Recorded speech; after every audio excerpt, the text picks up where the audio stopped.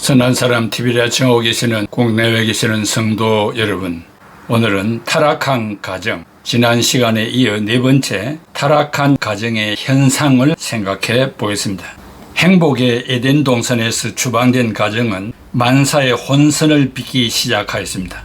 남편과 아내, 형제 자매와의 관계가 비정상적이었고 자녀들이 부모의 말씀을 불순종하고 간음, 동성애, 매춘, 살인, 이혼으로 동물과 비슷한 윤리적인 관계가 시작이 되었습니다. 죄의 결과는 마치 바이러스나 기생충과 같음을 알게 됩니다.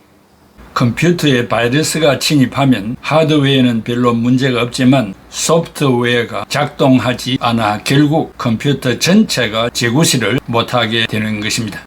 사람의 몸에 바이러스가 침입을 하여도 우리 몸의 구조는 그대로 있는 것 같지만 시간이 흐름에 따라 육체는 쇠하게 됩니다. 이상의 신뢰와 같이 하나님이 창조하신 가정의 창조 구조는 그대로 유지되지만 죄로 말미암아 방향을 잃어 가정의 윤리가 개편되어 가정이 지켜야 할 본래의 노선에서 이탈하게 되는 것입니다. 이러한 결과적 현상이 아담과 하와의 후손인 가인과 아벨의 갈등으로 아벨이 무고한 죽음을 맞게 된 것입니다. 창세기 4장 8절에 가인이 그의 아우 아벨에게 말하고 그들이 들에 있을 때에 가인이 그의 아우 아벨을 쳐 죽이니라. 남편과 아내의 관계가 비정상적인 결과 자녀들 간에도 죄가 역사하는 것을 우리는 분명히 알 수 있습니다. 형과 동생 간의 사랑과 우애보다는 미움과 시기가 지배하게 됩니다. 나아가 가인의 후손들은 점점 에덴의 동쪽으로 나아가면서 타락한 문명을 건설하게 됩니다. 자신의 생명을 보존하기 위하여 성을 쌓고 무기를 제작하며 라멕은 일부일처제라는 하나님이 정해주신 규범을 어기고 자기 욕심을 따라 두 아내를 취하면서 그것을 지금까지 자랑하는 것을 볼 수 있습니다.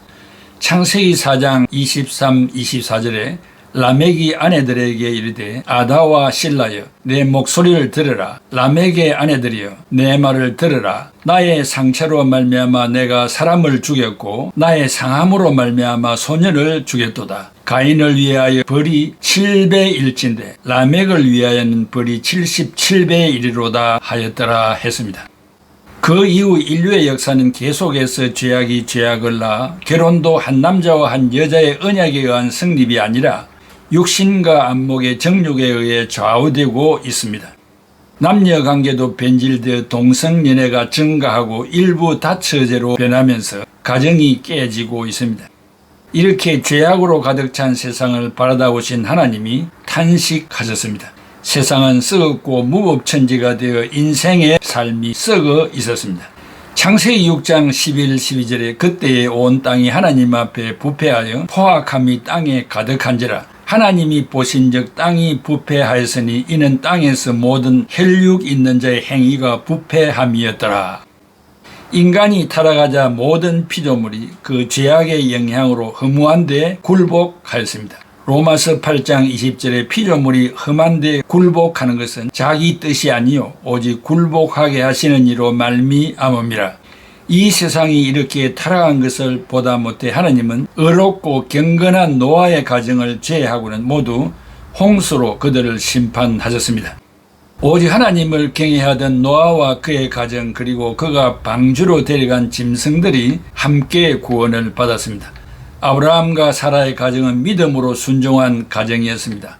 하나님의 부르심에 지체하지 않고 본토와 친척집을 떠나 약속하신 땅으로 떠났습니다. 그러나 그들에게도 죄악의 유혹은 언제나 있었습니다.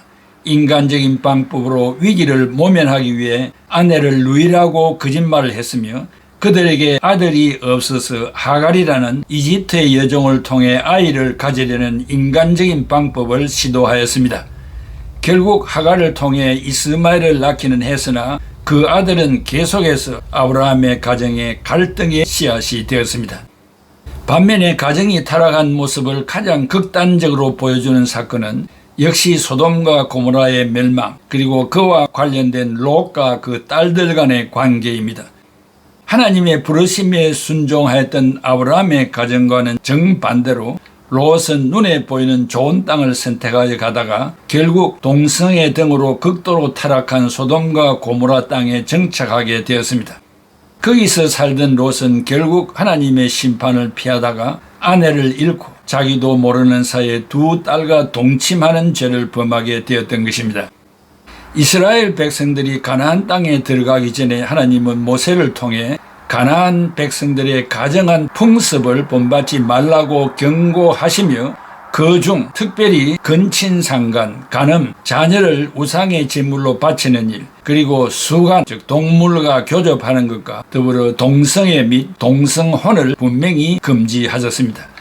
레위기 18장 22, 23절에 너는 여자와 동침함 같이 남자와 동침하지 말라. 이는 가정한 일이니라. 너는 짐승과 교합하여 자기를 더럽히지 말며 여자는 짐승 앞에 서서 그것과 교접하지 말라. 이는 문란한 일이니라.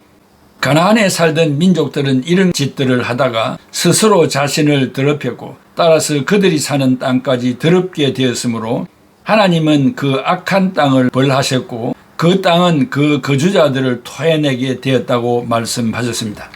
창세기 18장 24, 25절에 너희는 이 모든 일로 스스로 더럽히지 말라. 내가 너희 앞에서 쫓아내는 족속들이 이 모든 일로 말미암아 더러워졌고 그 땅도 더러워졌으므로 내가 그 악으로 말미암아 벌하고 그 땅도 스스로 그 주민을 토하여 내나니라.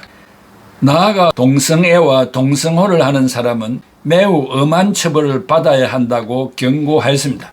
레위기 20장 13절에 누구든지 여인과 동침하듯 남자와 동침하면 둘 다 가정한 일을 행함인즉 반드시 죽일지니 자기의 피가 자기에게로 돌아가리라.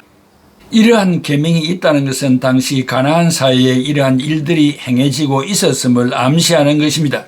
나아가 르호보암 왕 시절에도 백성들은 여러 군데 산당과 우상 및 목상을 만들었으며 그 신전에 남자들이 있어 혐오스러운 관습을 그대로 본받아 행함으로 주님의 진노를 격발하기도 하였다고 열왕기상 14장 22절에서 24절에 말하고 있습니다. 신약 시대에도 이것은 예외가 아닙니다. 사도 바울은 당시 이방인들의 부패한 삶을 다음과 같이 경고하고 있습니다. 로마서 1장 26, 27절에 이 때문에 하나님께서 그들을 부끄러운 욕심에 내버려 두셨으니 곧 그들의 여자들도 순리대로 설 것을 바꾸어 영리로 서며 그와 같이 남자들도 순리대로 여자 서기를 버리고 서로 향하여 음욕이 부릴 듯하며 남자가 남자와 더불어 부끄러운 일을 행하여 그들의 그릇됨에 상당한 보응을 그들 자신이 받았나니라. 나아가 이들은 이러한 잘못을 정당화한다고 지적합니다.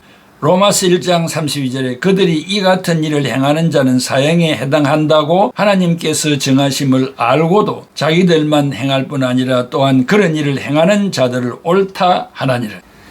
다섯 번째, 종말의 징조들을 살펴보겠습니다. 선지자들은 가정의 파괴가 종말의 징조라고 예언하고 있습니다. 가령 미가 선지자는 장차 미가서 7장 6절에 아들이 아버지를 멸시하며 딸이 어머니를 대적하며 며느리가 시어머니를 대적하리니 사람의 원수가 곧 자기의 집안 사람이리로다. 예수님도 2000년 전에 이미 말씀하시기를 마가복음 13장 12절에 형제가 형제를 아버지가 자식을 죽는 데 내주며 자식들이 부모를 대적하여 죽게 하리라. 또한 마태복음 24장 12절에 불법이 성함으로 많은 사람의 사랑이 식어지리라고 경고하였습니다. 우리가 살고 있는 이 시대에 만연하고 있는 가정 파괴의 현상은 결국 인간의 타락으로 말미암은 것입니다. 예수님이 미리 경고한 대로 종말의 때는 노아의 때와 같이 사람들이 육체의 정욕을 따라 살면서 하나님의 계명을 무시하여 심판을 피할 수 없게 되는 것입니다. 누가복음 17장 27절에 노아가 방주에 들어가는 날까지 사람들이 먹고 마시고 장가들고 시집가더니 홍수가 나서 그들을 멸망시켰으며 했습니다. 몇 년 전부터 시작하여 지금까지 한국 사회를 혼란시킨 트랜스젠더 또한 이와 같은 타락한 현상 중의 하나라고 볼 수 있습니다. 팁으로 트랜스젠더는 무엇입니까? 육체적인 성과 정신적인 성이 다르다고 생각하는 사람들입니다. 여성이 정반대로 남성으로, 남성이 여성으로 인식하여 성전환을 하기도 합니다. 세상 종말에 이러한 타락한 현상이 극단으로 치닫게 될 것이라고 사도 바울은 경고합니다. 디모데후서 1장 1절의 소절에 너는 이것을 알아. 말세에 고통하는 때가 이르러 사람들이 자기를 사랑하며 돈을 사랑하며 자랑하며 교만하며 비방하며 부모를 거역하며 감사하지 아니하며 거룩하지 아니하며 무정하며 원통함을 풀지 아니하며 모함하며 절제하지 못하며 사나우며 선한 것을 좋아하지 아니하며 배신하며 조급하며 자만하며 쾌락 사랑하기를 하나님 사랑하는 것보다 더하며 경건의 모양은 있으나 경건의 능력은 부인하니 이 같은 자들에게서 네가 돌아서라. 한국 사회의 경우 가정은 더 이상 가족들이 정서적 안정을 누리는 곳이 아니라 여관과 같이 생각하고 있습니다. 즉 경쟁사회라고 하는 근무지에서 승리할 수 있도록 잠시 쉬어가는 곳이 되고 만 것입니다. 그리하여 심지어 조기 유학으로 기러기 아빠가 양산되어 이산가족으로 각종 부작용들이 속출하고 있습니다. 또한 부모 중 한쪽이 없는 결손 가정에서 성장한 청소년들이 비행 청소년으로 전락하여 사회가 골머리를 앓고 있습니다. 이와 동시에 동성애자들의 퀴어 축제 및 차별금지법 제정 주장 등을 통해 평등을 이용하여 가정의 타락을 부추기고 있습니다. 사랑하는 애청자 여러분, 우리의 가정은 어떠합니까? 우리의 자녀들은 어떻게 성장하여 어떤 생활들을 하고 있습니까?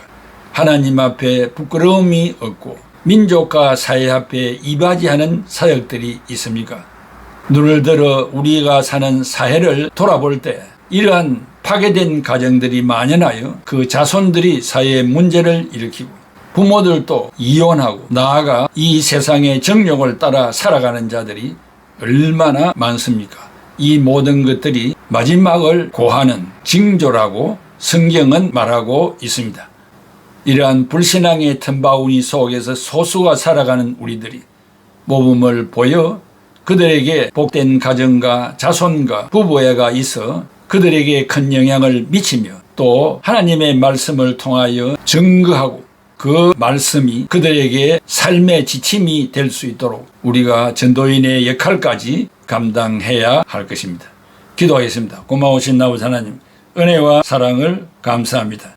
노아 시대부터 이와 같은 일들이 시작이 되어서 죄악이 이 땅에 관영함으로 죄가 죄를 낳아 온 세상에 부정과 부패와 또한 가정 파괴와 또한 우리가 사는 땅까지 저주를 받아서 곡식이 열매를 맺지 못하는 이러한 시절이 되고 있습니다. 천재지변이 심각한 시대에 저희들이 살고 있습니다. 주님 오실 날이 임박한 것을 알고 우리는 각성하며 깨어서 하나님이 주신 사명 앞에 지사 충성하는 애청자들이 되게 하여 주옵소서. 예수 그리스도의 이름으로 기도하옵나이다. 아멘.